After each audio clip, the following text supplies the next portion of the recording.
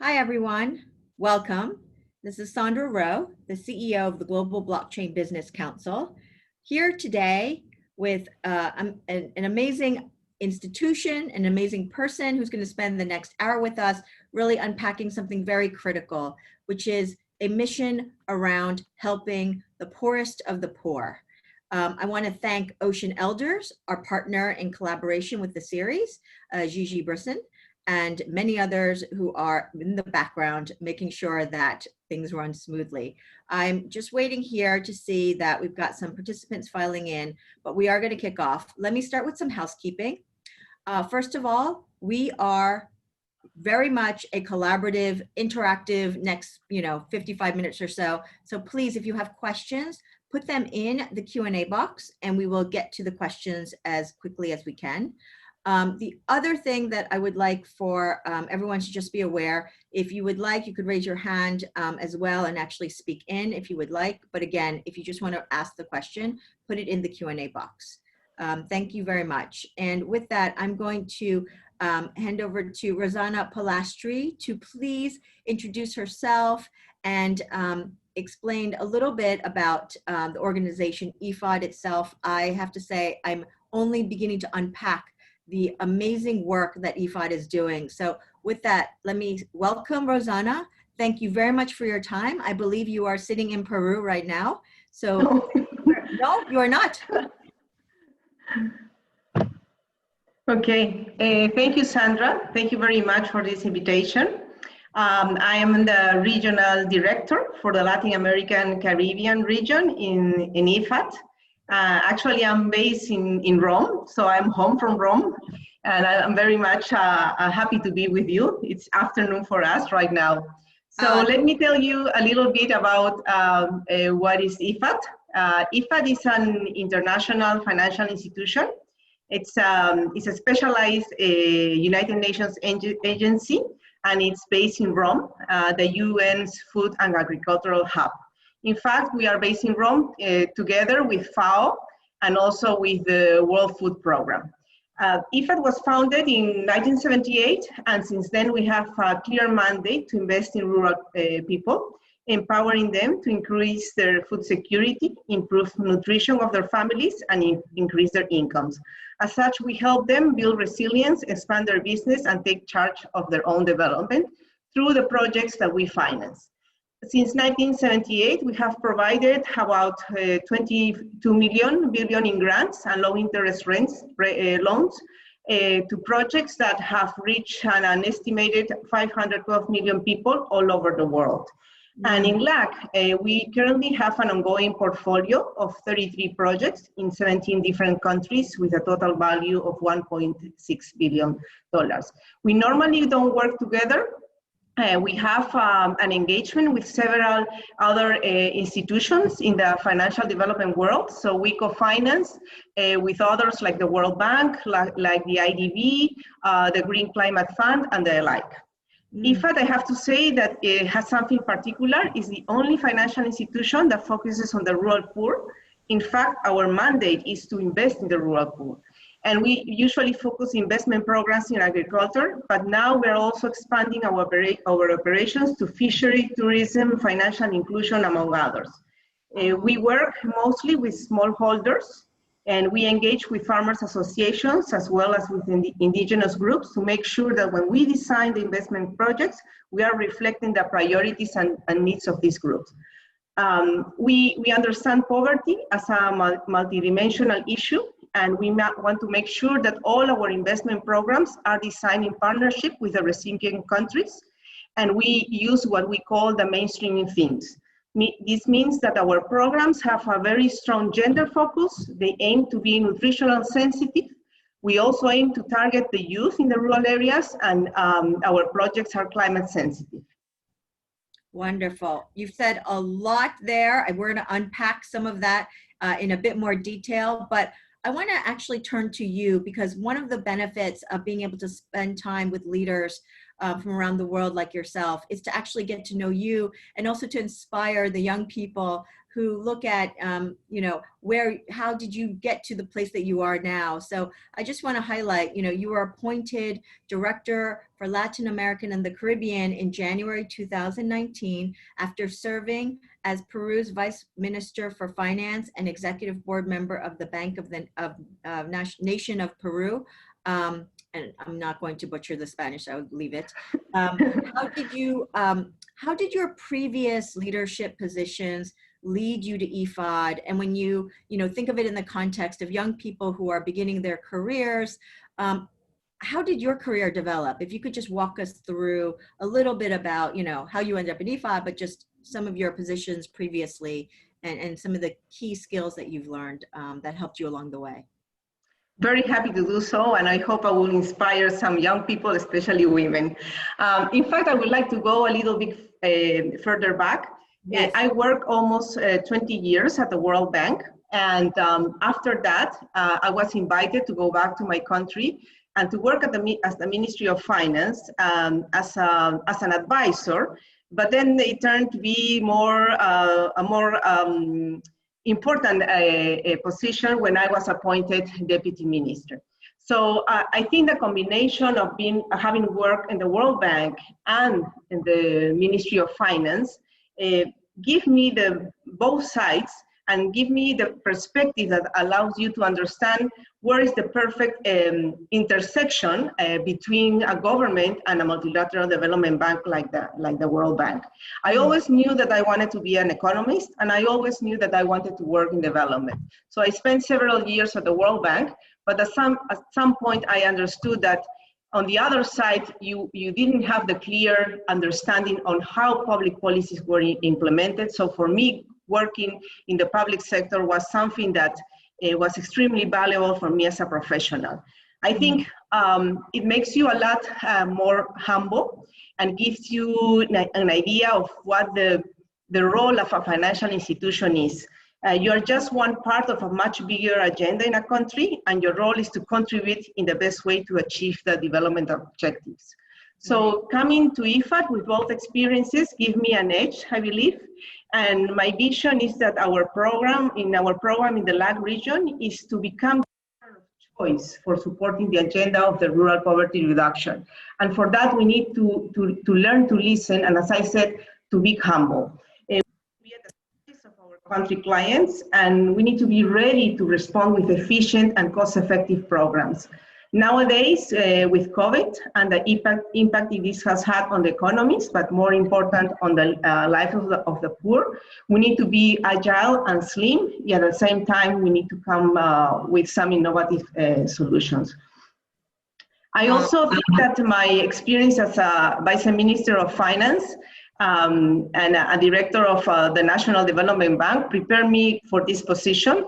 National development banks operate very much like a private sector, so I was having the ideal combination, multilateral, government, and sort of private sector, and this opportunity to work in IFAD, where we work with the poorest of the poor and we reach where some other institutions cannot reach, was for me something very much appealing. I also learned from working in the public sector and in the Ministry of Finance that evidence-based solutions, cost-effective and innovative solutions are very much attractive, and the international finance community should be ready to bring that in order to support countries in their development agenda. Thank you for that. It's tremendous to hear. Talk a little bit more about some of the problems that you're seeing in the market, in the region, I should say, sorry. Sandra, can you repeat the question? It was a little bit. Is my sound going? Does it sound better now? Sorry about that. Yes, sounds better, yes. Great. I was wondering, could you talk to us a little bit more about, particularly in the region, and you did mention, obviously, the pandemic is adding even more pressure, some of the problems that you see for this small shareholder farmer? Because not everyone in the audience, a lot of people in the audience will be from the tech sector or for business. They don't necessarily know what are the problems and what are some of the challenges that small shareholder farmers have today. And then if you could also then lead us into how maybe some technologies are helping to maybe solve some of those problems.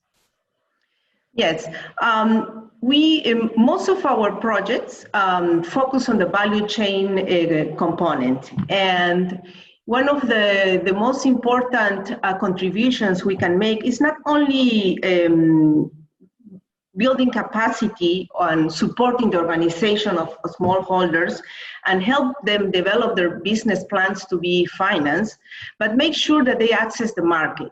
So one of the things that worries more, and where we have, or where we see that there is a bridge that we have to jump and to connect, is the part connecting the producer with the market and the consumer.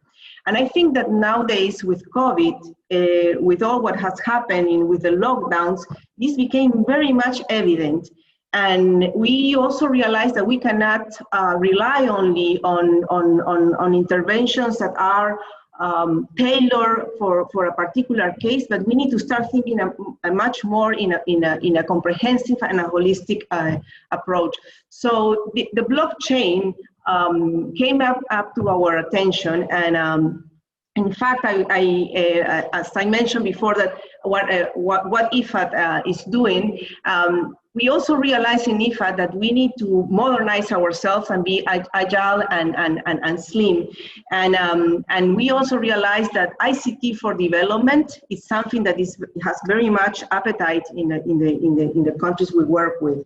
So IFAD has just recently launched the IFAD Innovation Network as a community of practice, where we look for exchanges for solutions and innovations.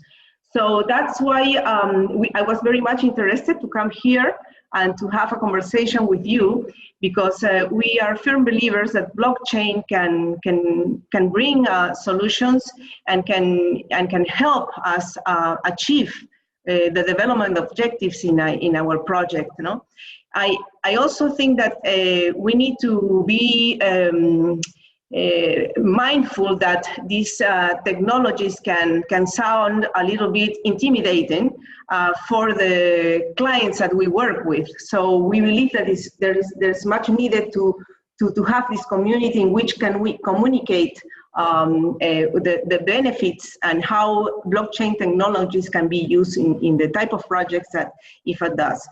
We also have to be mindful that we work with the poorest of the poor. Our countries and our clients, which borrow from us, want always to make sure that what they are investing is going to make sure that there are going to be results. And as I said before, the issue of evidence-based policies and techniques is something extremely important. So I think that we have a long way to understand and to transmit to the clients how can blockchain be used in their public policies for rural development. Thank you so much for that. And we are going to ask you a bit more about the blockchain piece of this, but you've got a few questions that have already started coming in, and actually a lot of it is related to the pandemic. Surprise, surprise, right?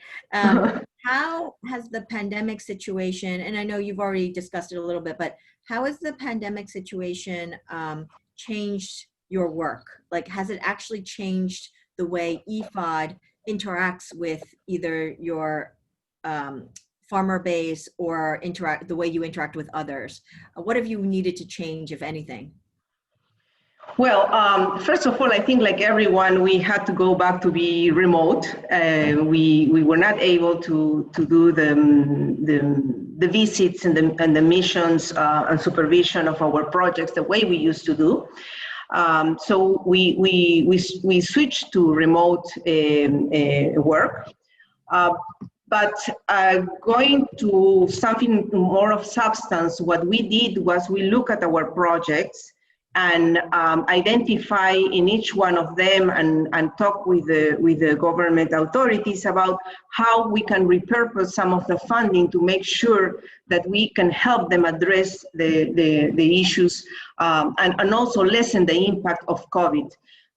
Just being disconnected from the markets because of the lockdown was a big shock. You know, we need to understand that COVID is a supply and demand shock. It has meant a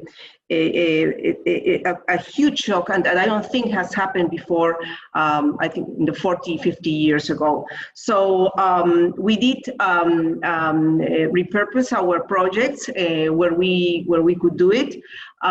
We also realized that at the beginning, the impact of COVID was stronger in the urban areas, not so much in the rural areas because of population density, and also that the farmers can become part of the solution. And we also started noticing an appetite for this trend that was before, from farm to table, and from and also on a nutritional trend, also how to start taking care of yourself, etc.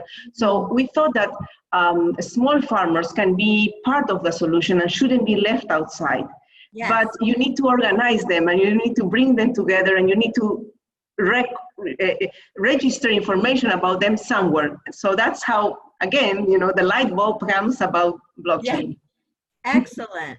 Well, I love to hear that. I mean, it's obviously a very challenging time, but then, you guys have identified a trend, which is farm to table, which absolutely, I agree with you. I think that will increase and grow as a trend, and wellness and taking care of yourself and knowing the origin of your food.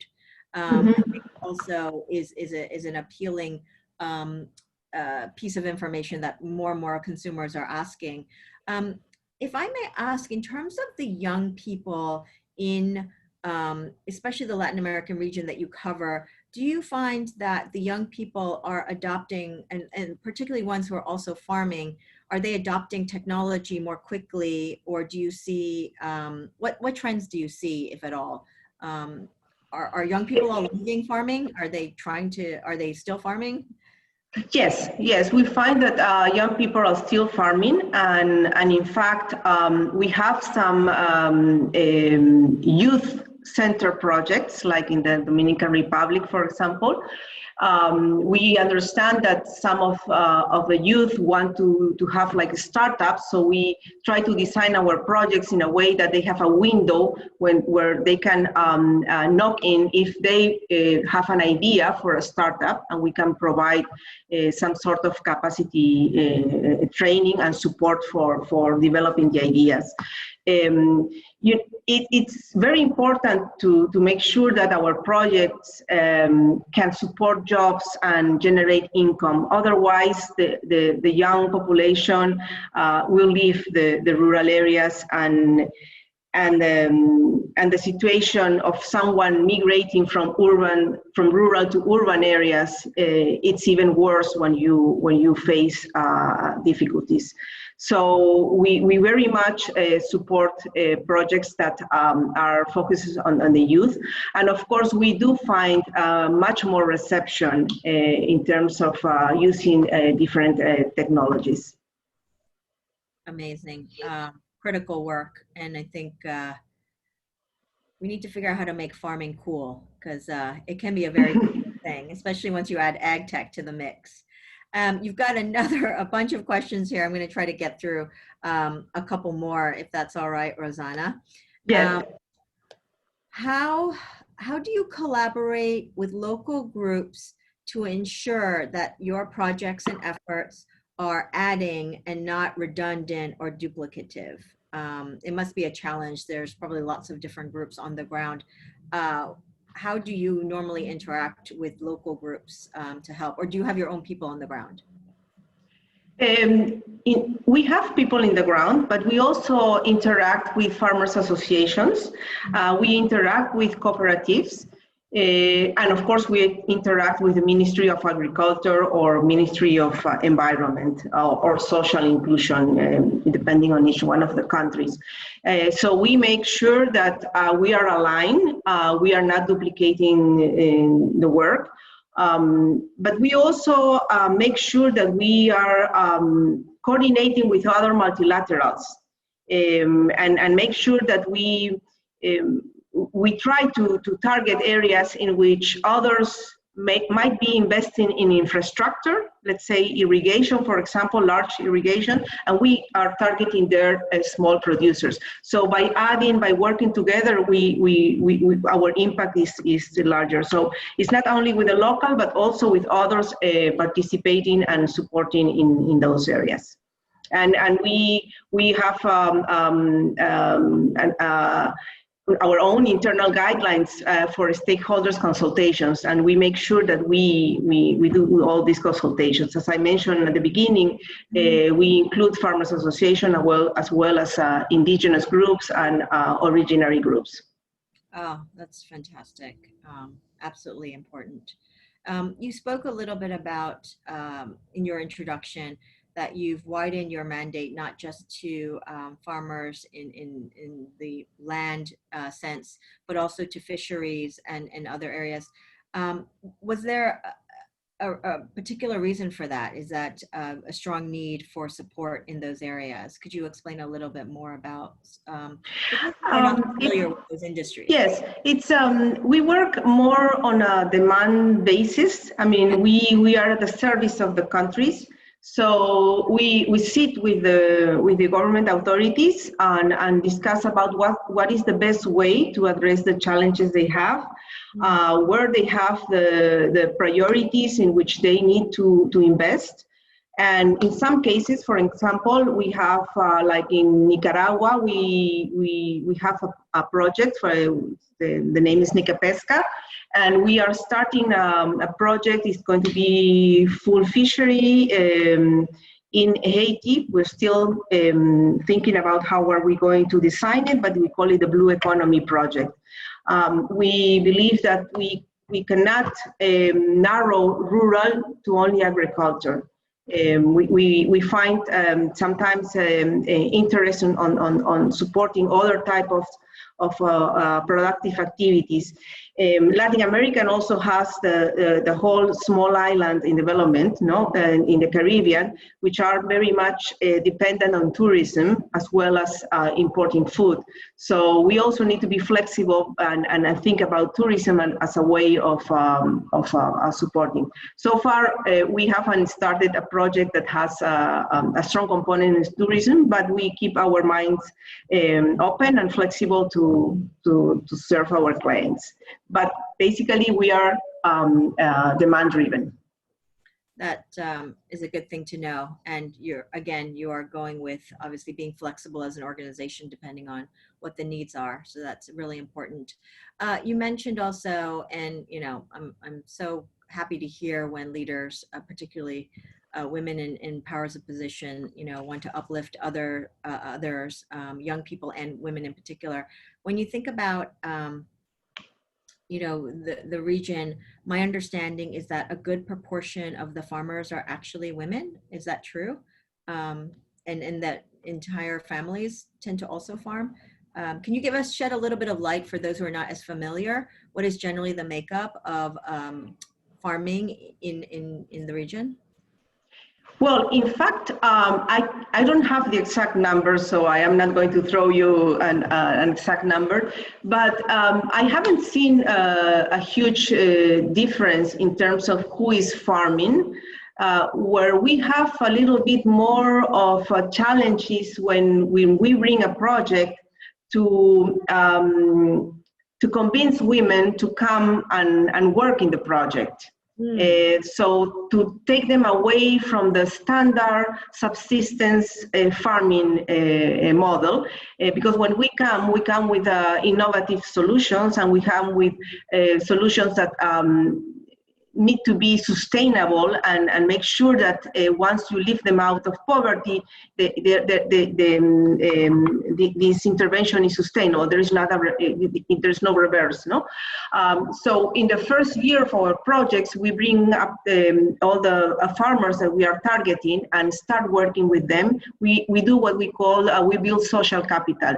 And where we have a little bit of a challenge is bringing women to be in this part of these groups. But it's not that we see a difference who farms or who doesn't farms. It's the bringing them in to do something different. And I think that we have a commitment, a very strong commitment since I joined IFAD, and also being a woman and also working in the Latin American region. I thought, no, this is not possible. We need to have more women in our projects, and that is a commitment we have, and we are working that way. And in fact, in the one project that they mentioned in the fishery one in Nicaragua, we have a target that, if I am not mistaken, of 60% of the beneficiaries being women. So we are, putting ourselves you are making some progress. Important targets. Yes. Excellent. And that brings me to another point about education. Do you think education and explaining to the farmers all of this tech is necessary? And how does IFAD go about doing that? Do you normally try to educate when you're launching a program yourselves, or do you rely on others? How does the education piece work? Well, we work in the education. I wouldn't call it education. It's more a capacity building. We rely on local groups or agents or firms to help us to go by the capacity building. Sometimes you find clients, countries that they do have their own institutions that can help us do this capacity building. I think one of the most important parts that IFAD does is not only the investment and the financing of business plans of small farmers. Is this a part about building the social capital? That doesn't matter what happens, any shock can come and hit you. You can lose your land, you can have a drought, you can have, the COVID, but the social capital that we have built together will not disappear with a shock. And I would like to mention one thing that it was very moving for me when I attended the closing of a project.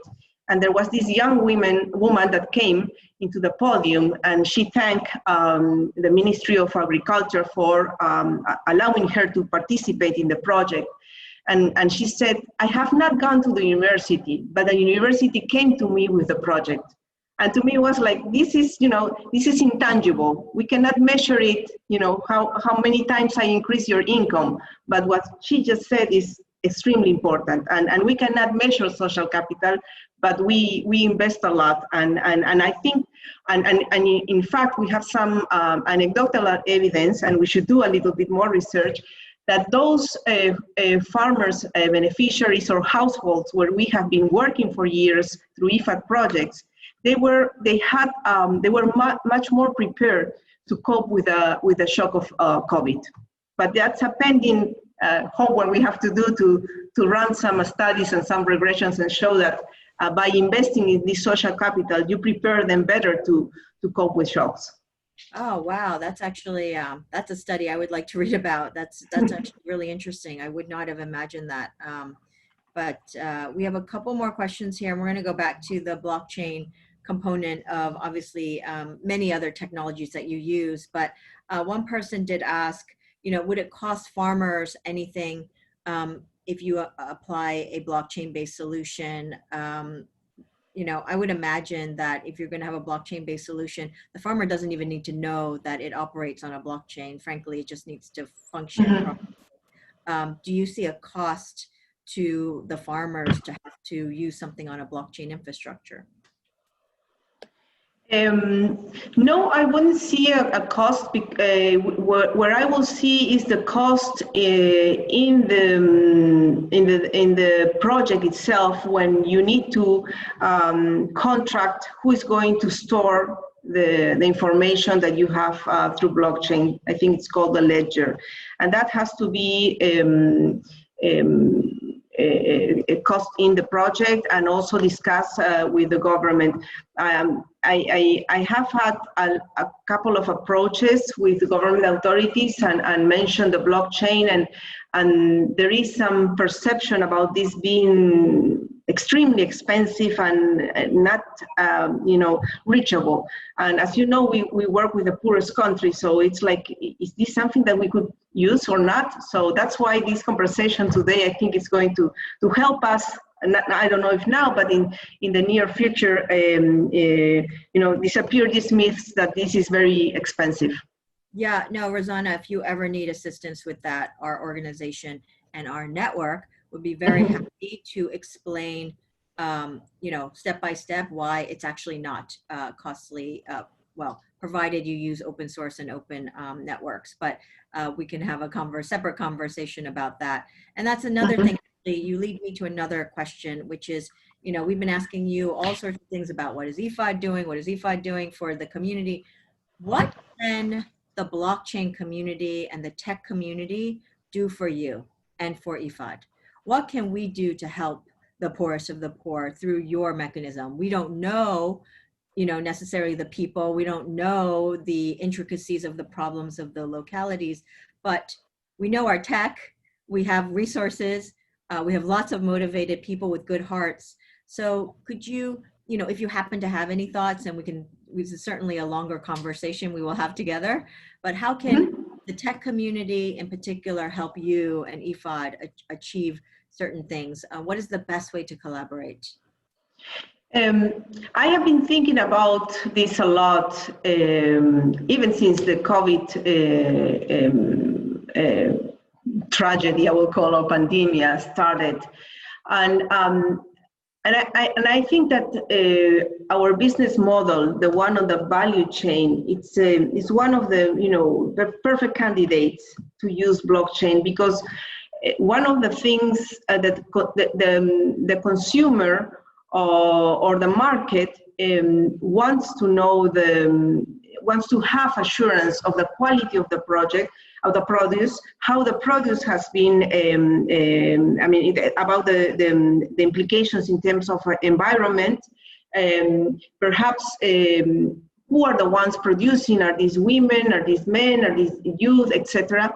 And that kind of information is very important, because now I see consumers much more sophisticated and much more concerned about the impact of consumption. When they purchase something, they want to know what is their impact, what is their blueprint.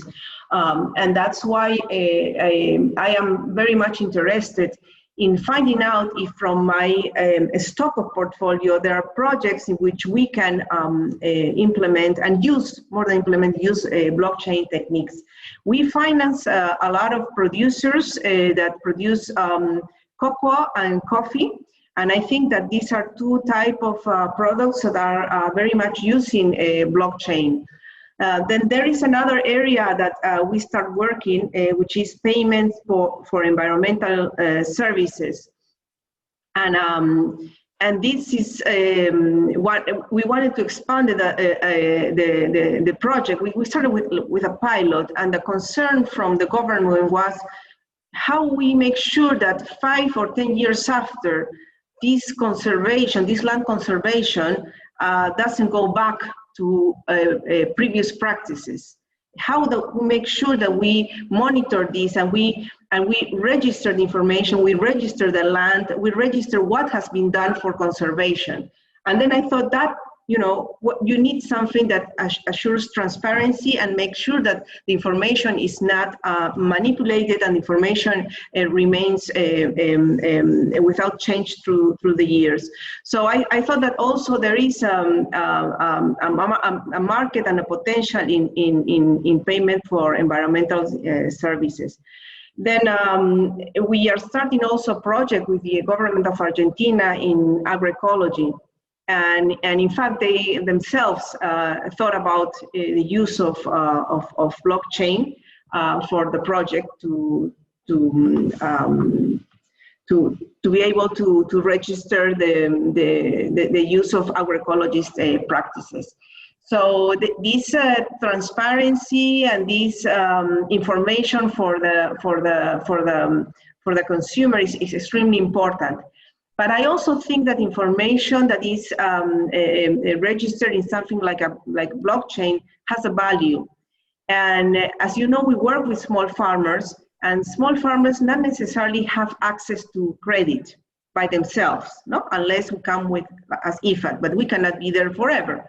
Right. And agriculture or other similar activities are seen by banks as risky, and they need to understand what the client, their situation and their capacity or their creditworthiness.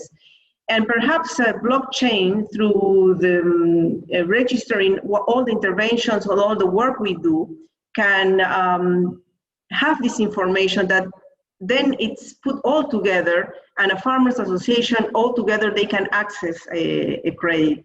So that's another way we are thinking. And I have to be very honest, we are a development specialists, and we are not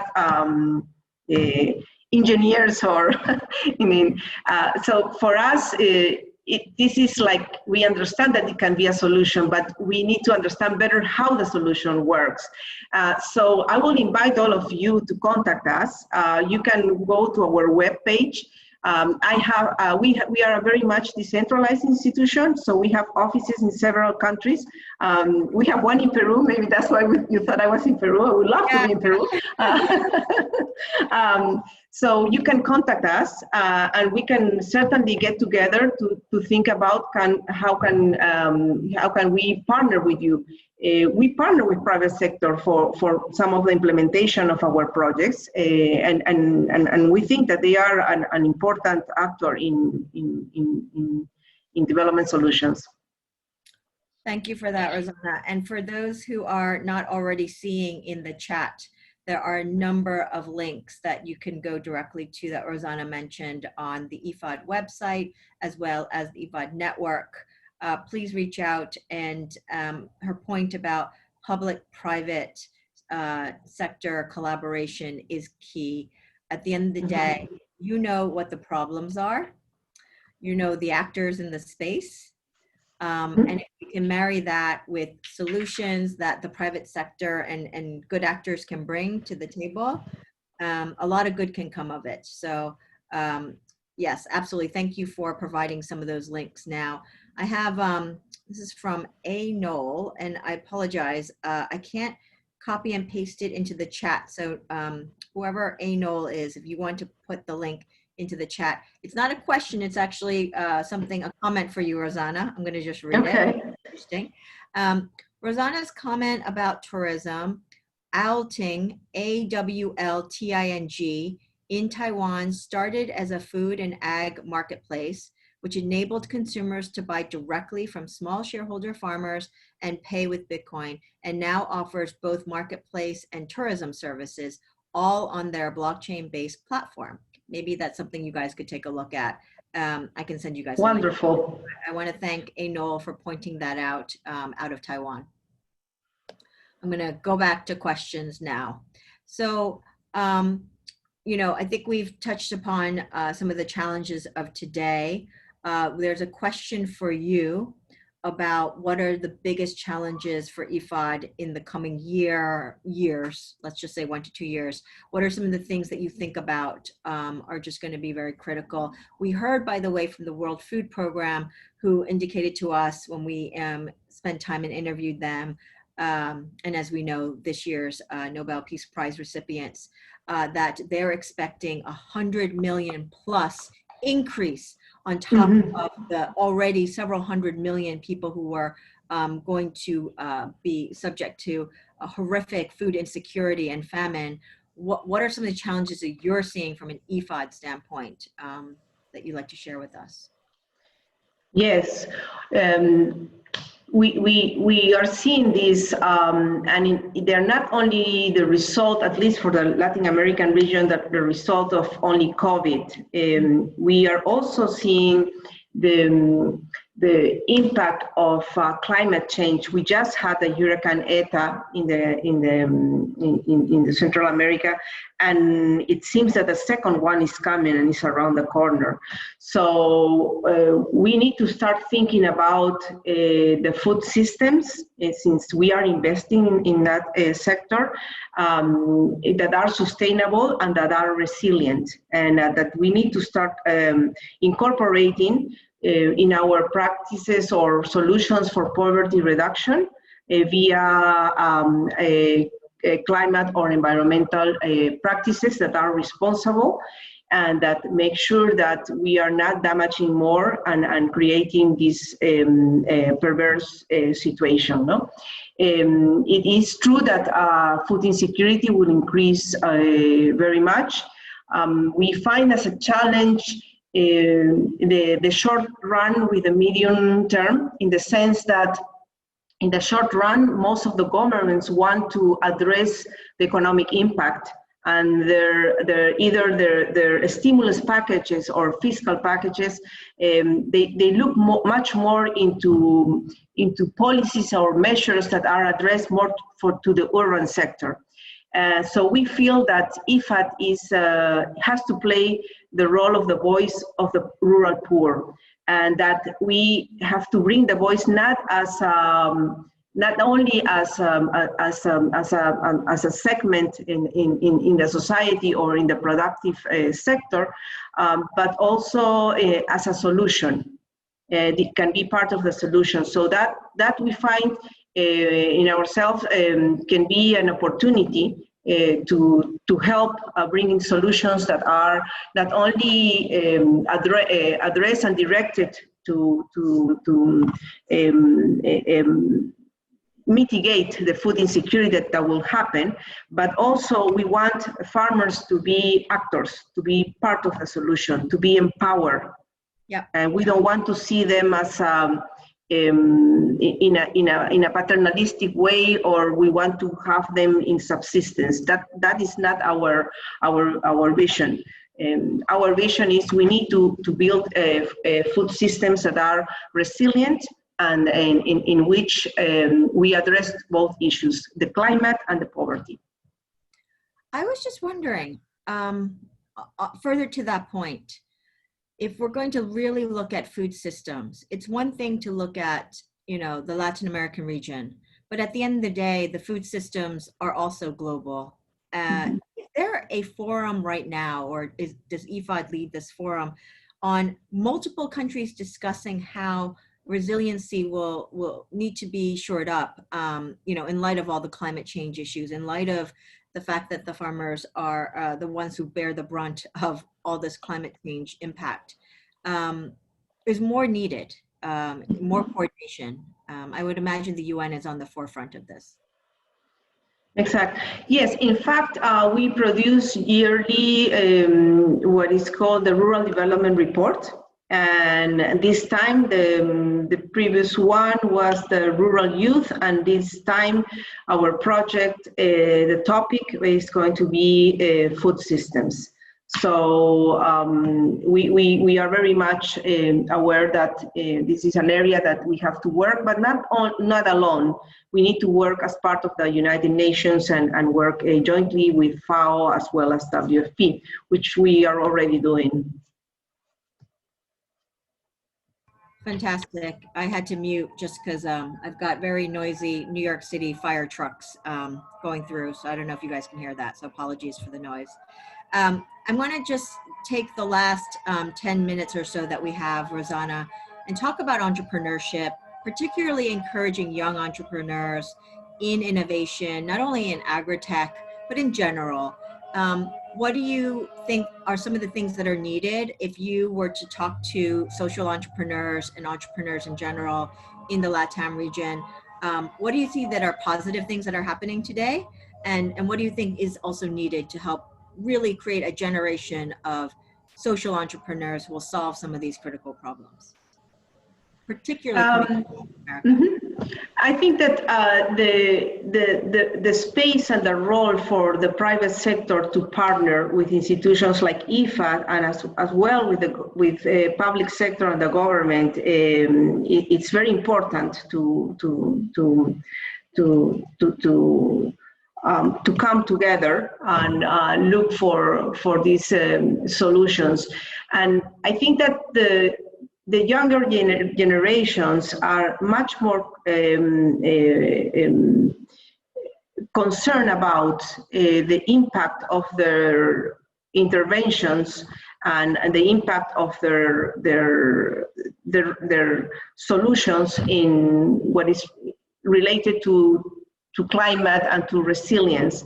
So I will encourage very much to participate in this type of in this type of engagements. Nowadays, you need solutions that are coming in a very timely way. We don't have the luxury to wait and to design something very complex to get together and have consultations here and there. We need these agile brains that can bring us tailored solutions and slim solutions, not complex. And that is something that new generations and young entrepreneurs can contribute a lot. And in fact, we recently had a hackathon in Bolivia, Peru, and I think on Honduras maybe, where we invited entrepreneurs to offer solutions for a platform, for an e-trade platform. And we were, pleasantly surprised to see the age range and the fact that also several women participated. So we see that the appetite is there. My recommendation is never be shy. Try it. I know that the startups are the thing for you, for the young, and it's something that can really change the world. And it doesn't have to be seen as something that is in parallel and that cannot bring into development in the rural areas.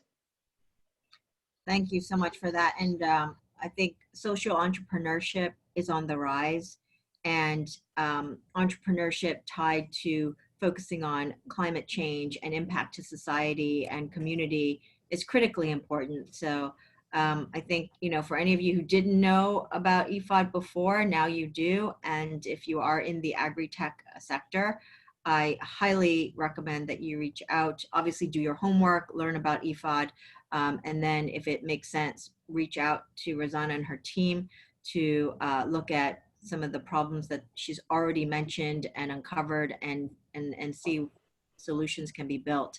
Because ultimately, as you say, we've said this again and again throughout this hour, private public sector collaboration can yield really great results sometimes. And both sides really do need each other when you're talking about large scale systemic problems and finding solution sets around that.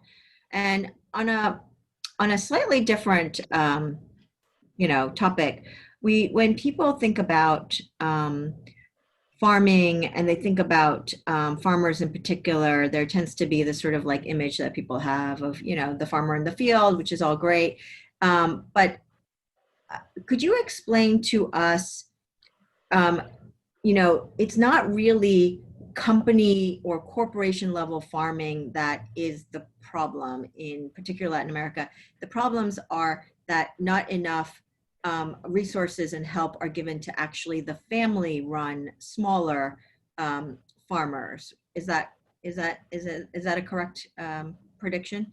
Or yes, it depends on certain the country. We cannot say that. I cannot advise it. There are countries that have a very strong policy in the agricultural sector, and they have important practices in place and programs that support the small holders and family farming. Most of these countries are perhaps at a higher level of development. Costa Rica, I can mention one of them, which just joined the OECD. But there are other countries where they understand that there is a need to invest in smallholders and family farming, but they don't have the knowledge and the solutions in place, and that's why they come to us and we work with them. But it is true that it's not easy. Small farmers or family farming are scattered, so that's why we need to put together the farmers organizations or work through cooperatives because of the problem of scale. The problem of scale makes the possibility of generating an income stream that lifts them out of poverty more difficult. So that's why we need to work in the first or 2 years when we implement our projects in building this social capital and building these organizations in which they get all the training and knowledge for making smart decisions regarding farming. But there is a lot to be done. It's true, but it depends on which country we are talking about. It's not, for example, the Dominican Republic is a country that's very much strong in rural policies, and they have a lot of experience, and they have for a long time have been working towards strengthening and having rural transformation. Other countries where the geography is not that easy, the Andean countries, farmers are much more scattered, so it's not that easy to address those issues. So there's where we come and work with them together. And then on the other side of the spectrum, sorry, can you hear me? No. My microphone. Hello? Hello, now I can hear you, yes. Okay, hopefully it will not. 1 second. All right, I'm going to try to speak. On the other side of this, we have large companies farming. Do you work with them as well?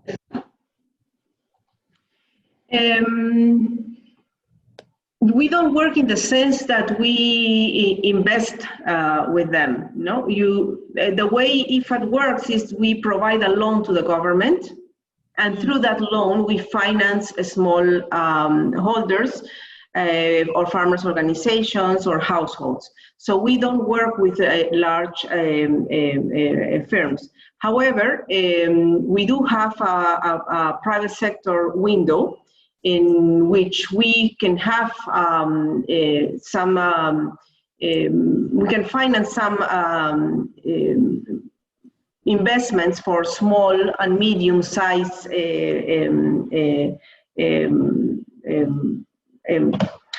projects, and these can be in the value chain linked or have what they call smart contracts with larger companies. So it's in an indirect way we work with them, but we don't work in the sense that we finance them. What we finance, if we finance private sector, it's more the small and medium size group. Right, that makes sense. Thank you for clarifying. It looks like my mic is not going too well. Is this any better? All right, I might, I hope my laptop's not in meltdown mode. Sorry about that, guys. Anyway, we're actually towards the very end, and I'm gonna leave one more question to Rossana to wrap this up. Rossana, we wanna leave in a hopeful and positive note. When you think about the positive projects, and you've mentioned some of the positive impact IFAD has had on farmers' lives, what do you see as opportunity in the middle of this pandemic? It can be tech, could be not tech, doesn't matter. Mm-hmm. But what are something that we can do that you see are positives that can, as we come out of this pandemic, that will be more positive? And maybe it is about our focus, our heightened focus on climate change. Maybe it's where we need to spend more time thinking about food systems. But can you just leave us some final thoughts on some areas where you feel like we could really, if we work together, we could make some really profound positive change for the world? Well, I think that the most important aspect or the opportunity we have now after the pandemic is that we can put the resilient food systems at the forefront, and the discussion about how to build food systems that are environmentally neutral is very important. Before these were discussions that look more like academic. Today, what I see, the forum that I participate, you really see a change. You really see actions that need to be implemented and not wait 6 months, 9 months, 1 year to decide what we do. So I think that that opportunity has arisen for the area where I work, which is in rural transformation. So that's an opportunity that the need, the urgency is there. And we have a role, we have not only a role, but we have acquired knowledge, more than 40 years working on this. So we can provide important inputs and be part of this movement, world movement, in which coordinating with many institutions and also with the private sector, as you said, the collaboration is extremely important. I think also that ICT for development, in different ways, artificial intelligence, GIS, blockchain, it has to be one of the arms, the instruments for delivering results in the ground. And we need to demystify the ICT for development. We need to make an effort to ensure that these are not strange things and black boxes that we don't know how it works. And there is an educational agenda pending that we need to bring into. So the fact that we are together having a conversation, that the fact that we have so many people that are in this community of practice of blockchain attending, I hope I have open their enthusiasm to come to us and help us demystify this aspect of ICT for development. Sometimes you think that it's very costly. This is only for developed countries, for high-income countries, and that's not true. I think that there are certain technologies that we can use, and they can be cost-effective and not expensive. You are absolutely correct on so many fronts. Thank you so much, Rossana. The urgency is there. The problems we know. We need to work globally together, collaboratively. Public-private sector collaboration is on the rise. And so everyone who's joined, thank you so much. There are many folks out there who are absolutely focused on social entrepreneurship, dedicating their time and efforts to solving problems and working with groups like IFAD and beyond. We encourage you to reach out. GBBC itself are going to constantly be looking for opportunities to shine light on organizations like IFAD. We want to thank Gigi Brisson at Ocean Elders again for support, Gladys over at IFAD for all of the help on the coordination side, and Rossana again for your time. Thank you so much, and we really appreciate it. Thank you. Thank you so much, and I hope this is not the first and the last time we have a conversation. And please reach to us, and we need ideas, we need young entrepreneurs, we need fresh ideas, so here we are. Yes, absolutely, thank you. Handing over to Ocean Elders and GBBC.